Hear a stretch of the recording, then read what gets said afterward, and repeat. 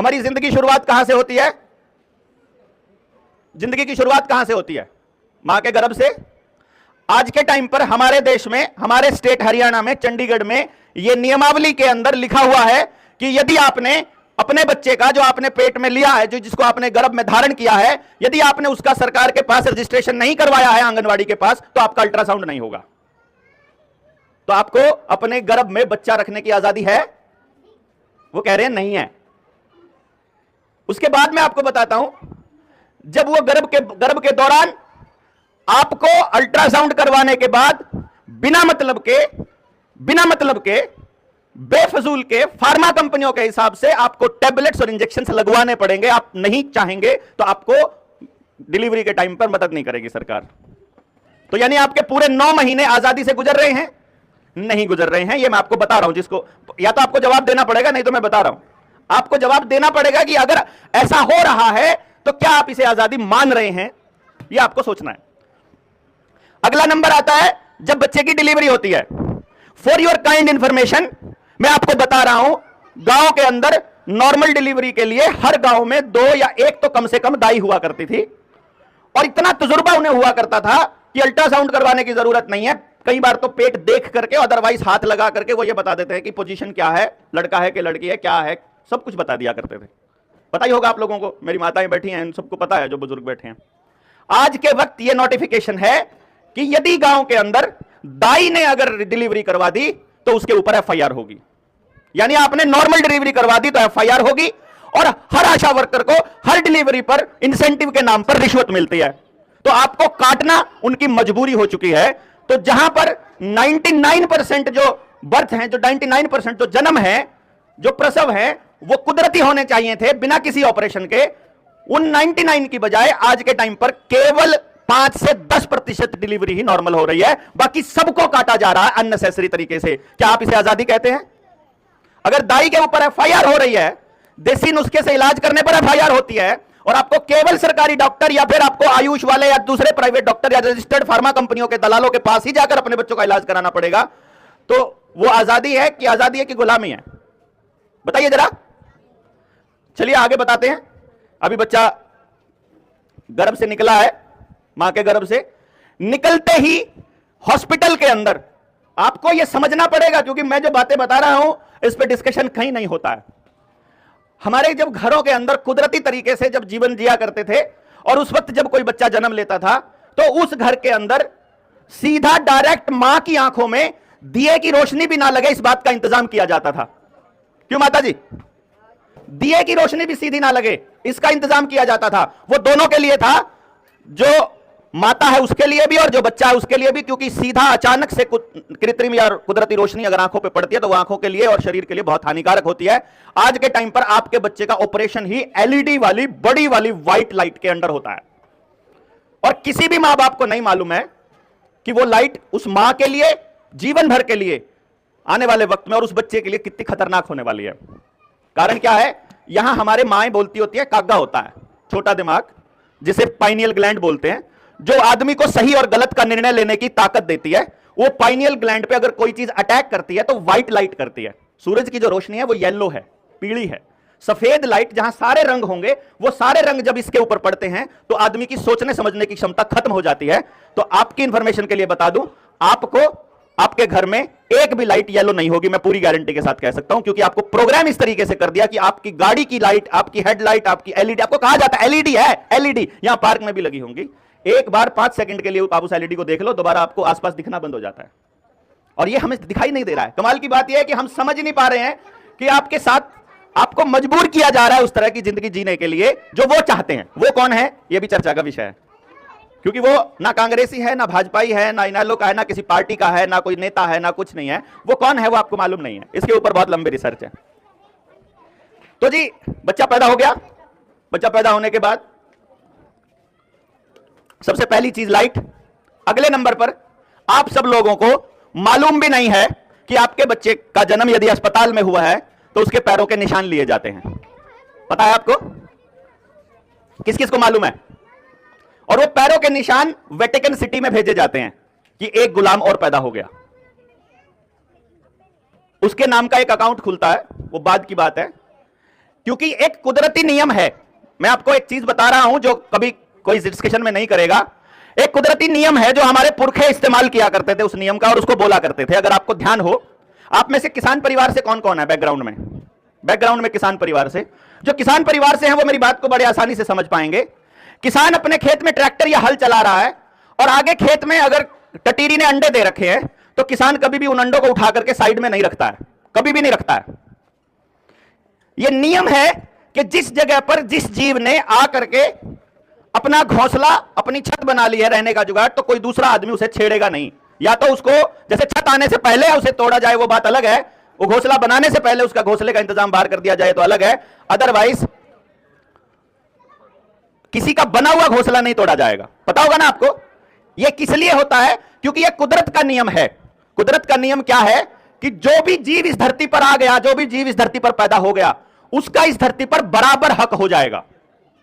ध्यान दीजिएगा, इसको आप ऐसे समझिए कि अभी अभी धरती बनी है और सिर्फ हम दो लोग ही धरती पर आए हैं, तो मेरा धरती पर हम दोनों का बराबर अधिकार होगा, 50-50 के हम मालिक होंगे। लेकिन जैसे ही तीसरा जीव पैदा हो जाएगा तो अब हम 33% के मालिक हो जाएंगे, 33.33 जो भी है। और जैसे ही चौथा जीव धरती पर आ जाएगा तो हम 25% के मालिक हो जाएंगे। तो वो लोग मालिकाना हक अपने पास रखने के लिए मैक्सिमम जीवों को खत्म करने का प्लान कर रहे हैं। इसीलिए आपने चिड़िया नहीं मिलेगी, खेत में केंचुआ नहीं मिलेगा, छोटे पक्षी जो खेत में किसान के जो पहरेदार हुआ करते थे, जो किसान के साथी कीट हुआ करते थे, वो खत्म हो रहे हैं। और धीरे धीरे अब तो आपके गली के कुत्तों के ऊपर भी अटैक आने की खबरें आपको दिख रही होंगी। गली के कुत्तों पे, बिल्लियों पे। चाइना के अंदर अभी अभी नया रिसेंटली एक ऑर्डर पास हुआ है कि वहां पर लगभग 7.5 लाख वन्य प्राणी, उनको मतलब ऊंटों को, गायों को, सुअरों को मार दिया गया था। ऐसे ही मार दिया गया। इसलिए सड़क पे चल रही गायों को इंजेक्शन लगाए जा रहे हैं, कुत्तों को स्टेरलाइज किया जा रहा है, ऐसा कह करके उनको इंजेक्शन लगाए जा रहे हैं ताकि कुछ दिनों के बाद निपट लें। और यहां तक कि आदमियों को भी इलाज के नाम पर ऐसे इंजेक्शन दिए जा रहे हैं कि वो खाते खाते गिर रहे हैं, चलते चलते गिर रहे हैं। अभी आपने कोरोना का खेल देखा होगा। अभी कोरोना में आपको जो लगा है, जितने लोगों ने भी लगवाया है, उन सबके शरीरों के अंदर शरीर में पेन, जोड़ों में पेन, उनके सिर में दर्द, एलर्जी, उनको लेडीज में पीरियड्स में इरेगुलरिटी, कंसीव ना होने की प्रॉब्लम, नपुंसकता की दिक्कत, हार्ट अटैक की, ब्रेन हैमरेज की, मल्टी ऑर्गन की, पेट में उसकी डेंगू हो गया, अस्पताल गया वापस नहीं आएगा, पेट में इंफेक्शन हो गया, अस्पताल गया वापस नहीं आएगा। उनके शरीरों में ऐसे ऐसे इंजेक्शन, ऐसे ऐसे केमिकल्स डाल दिए गए हैं। पता होगा ना? तो अब तो समझ आ गया होगा ना सबको। आपने नौकरी के चक्कर में लगवा लिया और अब आपको लपेटा जा रहा है। यानी कि आपको इस गेम को समझना बहुत जरूरी है। अब आपके बच्चे के पैरों के निशान ले लिए, उस पैरों के निशान लेने के बाद अगला काम होता है, पैरों के निशान लेने के बाद अगला काम होता है, आपके बच्चे की जंघा में आपसे पूछे बिना एक इंजेक्शन लगाया जाता है। जंघा में, सबसे नाजुक जगह पर। जब एक बच्चा जो मां की कोख में इतना सुरक्षित फील कर रहा है, वो अचानक से मां की पेट से निकलेगा और देखेगा कि अब मैं एक नई दुनिया में आया हूं, और उसी टाइम उसके अंदर एक सुई खोप दी जाती है। उसके लिए तो वो फाली का काम करती है। अचानक देखता, अरे इतने गंदे लोग हैं यहां, तो इतना बुरा हाल है, पेन ही पेन है यहां। तो आते ही सबसे पहले उसे एहसास दिला दिया जाता है। क्या आपसे वो डॉक्टर इंजेक्शन लगाने से पहले पूछता है? नहीं पूछता है।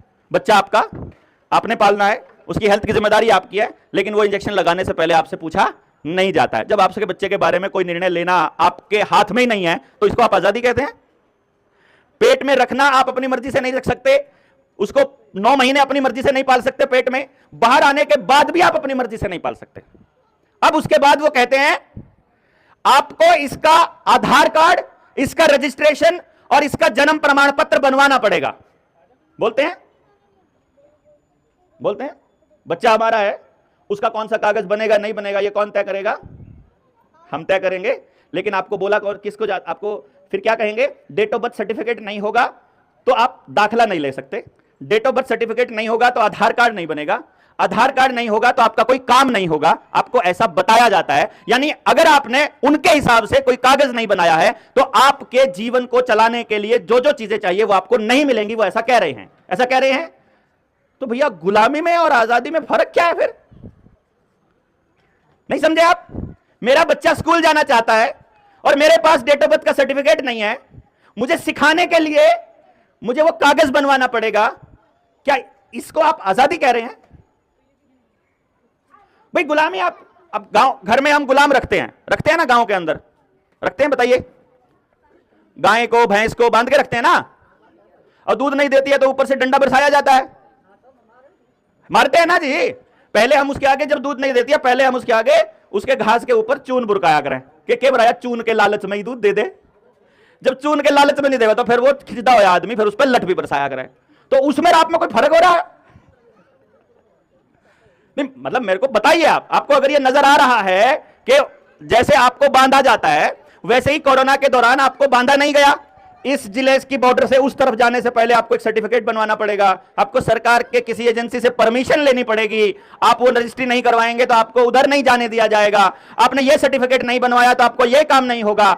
आपने अगर वैक्सीन नहीं लगवाई है तो आपको पेंशन नहीं मिलेगी, राशन नहीं मिलेगा, हाजिरी नहीं लगेगी, तनख्वाह नहीं मिलेगी, जहाज में नहीं जाने देंगे, बस में नहीं जाने देंगे। ऐसे ही हुआ था क्यों जी? और ये सिर्फ उस सरकार में नहीं हुआ था जो सरकार हमारे हरियाणा में है, जो दूसरे स्टेट की और दूसरी पार्टी की सरकार थी वहां पर भी वही हो रहा था और ये पूरी दुनिया में हो रहा था। उस वक्त जब हम बोला करते थे तो लोगों को लगता था कि ये पगला गया है यार देवेंद्र तो, लेकिन अभी लोगों को समझ में धीरे धीरे आ रहा है।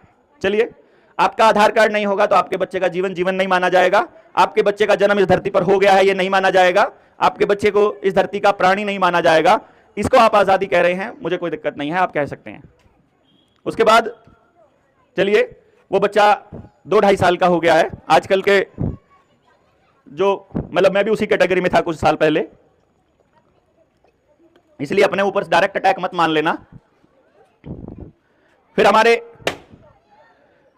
नासमझ और बेवकूफ पेरेंट्स, बेवकूफ बोल रहा हूं मैं, जानबूझकर बोल रहा हूं ताकि हमें लगे सीधा सीधा कि ये हमें बोल रहे हैं, ताकि हम थोड़ा सा झिझके। जैसे क्या होता है, एक आदमी हो जाता है सोया हुआ है, वो आवाज लगाने से अगर उठ नहीं रहा है तो उसकी बाजू पकड़ के हिलाया जाता है।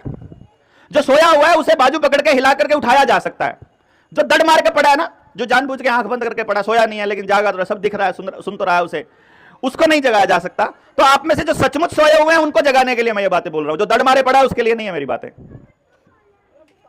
वो 2-2.5 साल की उम्र में मां बाप को अपना बच्चा ये लगने लग जाता है कि वो परेशान कर रहा है।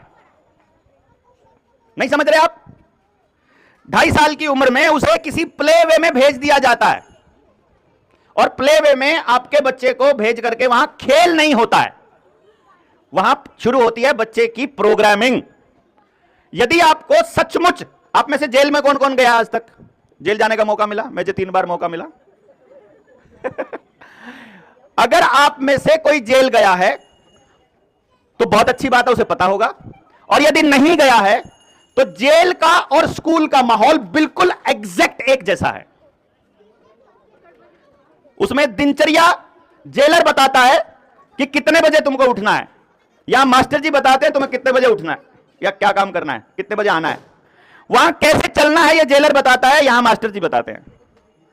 तुम क्या कर सकते हो, तुम क्या नहीं कर सकते हो, तुम क्या बोल सकते हो, तुम क्या नहीं बोल सकते हो, तुम क्या सोच सकते हो, तुम क्या नहीं सोच सकते हो, वहां जेलर बताता है और यहां मास्टर जी बताते हैं। कोई बच्चा है 5वीं 6ठी क्लास में पढ़ने वाला, यहां हाथ खड़ा करो। कौन सी कक्षा में हो बेटा? 5वीं से बड़ा 8वीं का है कोई बच्चा? 8 क्लास का, 6ठी का? चलिए, जिनके घर में बैठे होंगे कुछ बच्चे और जो 5वीं 6ठी वाले हैं, बच्चों एक बात बताओ, अपने दिमाग से अगर पेपर होता है, एग्जाम होता है, एग्जाम में अपने दिमाग से लिखते हो उसमें ज्यादा नंबर मिलते हैं या जो मैम ने लिखवाया है वो लिखते हो तो पूरे नंबर मिलते हैं? है? जो मैम ने लिखवाया है मैम वाले नंबर है। चलिए देखिएगा, जरा ध्यान से देखिएगा, बच्चे को पहली क्लास में 2.5 साल की उम्र से लेकर के और ग्रेजुएशन तक यह बता दिया हमने। देखो, ग्रेजुएशन जब करता है 21 साल का हो जाता है। 20 साल तक हमने अपने बच्चे को यह बताया, अपने दिमाग का इस्तेमाल करोगे तो कुछ भी हासिल नहीं होगा। अच्छा एक बात बताओ बच्चों, आपके मां बाप जो हैं वो आपको यह कहते हैं कि अपनी मर्जी से लिखा करो या यह कहते हैं कि नंबर आने चाहिए, मार्क्स आने चाहिए? अपनी मर्जी से। एक मार्क्स वाले कौन कौन है? जो मार्क्स कहते हैं, पेरेंट्स बोलते हैं मार्क्स आने चाहिए, बेटा नंबर कम आए और ज्यादा हो करो और थोड़ी मेहनत करो। किस किस के पेरेंट है? यहां एक भी पेरेंट नहीं है जो ये नहीं कहता है कि और मेहनत का मतलब ज्यादा नंबर मतलब एग्जैक्ट वैसा जैसा किताब में या मैडम ने लिखा है। यानी कि हम अपने बच्चे को वो कह रहे हैं कि बच्चा जो गुलामी का जो दस्तावेज तुम्हारे को तुम्हारी मैडम ने दिया है उसको फॉलो करना है एज इट इज, जैसा उनको बोला, क्योंकि तभी तुम बहुत अच्छे बच्चे बनकर के निकलोगे। देखिएगा, आप समझ रहे हैं मेरी बात को, मैं क्या कहने की कोशिश कर रहा हूं?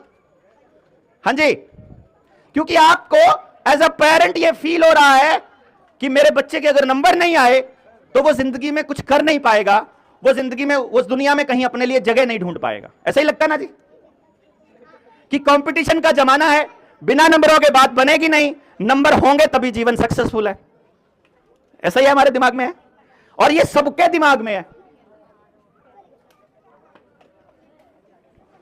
मैं थोड़ा ज्यादा बोल रहा हूं, बताइएगा। चलिए, अभी हम कॉलेज में पढ़ गए, हमारा बच्चा, हम ज्यादा थोड़ा फास्ट चलते हैं, ज्यादा डिटेल में जाऊंगा तो शाम तक हो जाएगा, पूरी जिंदगी को डिस्कस करना है। स्कूल कॉलेज तक पहुंच गए। स्कूल कॉलेज के बाद आपके बच्चे को अपने घर का काम करना आता है कि नहीं आता है, अपनी स्ट्रेस को मैनेज करना आता है कि नहीं आता है, अपने रिश्ते जो बिगड़ गए अगर परिवार में उसको ठीक करना आता है कि नहीं आता है, घर में कोई सामान खराब हो गया है उसको ठीक करना आता है कि नहीं आता है, कोई मशीन ठीक करनी आती है कि नहीं आती है, अपना अनाज उगाना आता है कि नहीं आता है, खेत में काम करना आता है कि नहीं आता है, इस बात से कोई फर्क नहीं पड़ता। आपके बच्चे को सक्सेसफुल तब माना जाएगा जब वो एक पेपर क्रैक कर लेगा। क्यों जी, मैं गलत बोल रहा हूं कि सही बोल रहा हूं? पहले तो बताओ, सही बोल रहा हूं? देखो, इसको भी पता है, एक पेपर क्रैक करने को आपके बच्चे की सफलता माना जाएगा, यह आपको बताया गया। और उस सफलता के पैमाने की गारंटी क्या है, इसको थोड़ा मैं आपके सामने रखना चाहूंगा। क्या आपको मालूम है कि सबसे बड़ी भर्ती हरियाणा में कितनी पोस्ट के लिए हुई है? सन 2019 के इलेक्शन से पहले एक भर्ती हुई थी जिसमें 18,000 क्लर्क लगे थे, ग्रुप डी के क्लर्क और चपरासी लगे थे, ग्रुप डी की भर्ती। 18,000 भर्तियों के लिए 22 लाख फॉर्म भरे गए थे। तो आप पेपर की तैयारी करो, नेताजी की सिफारिश लगाओ, उनको भर्ती के लिए पैसे दो, क्या 18,000 से ज्यादा भर्तियां हो सकती है? नहीं हो सकती। 18,000 को यदि आप 22 लाख से डिवाइड करते हो और प्रतिशत निकालते हो, 0.1% मिलता है, उससे भी कम। मतलब यानी कहने का मतलब यह हुआ कि जिस सिस्टम में आपका बच्चा पढ़ रहा है और जिस तरीके से वो जी रहा है, उसमें आपके बच्चे की सफलता की जो गारंटी है वो मात्र 0.1% से भी कम है। यानी नाकामी की गारंटी कितनी है?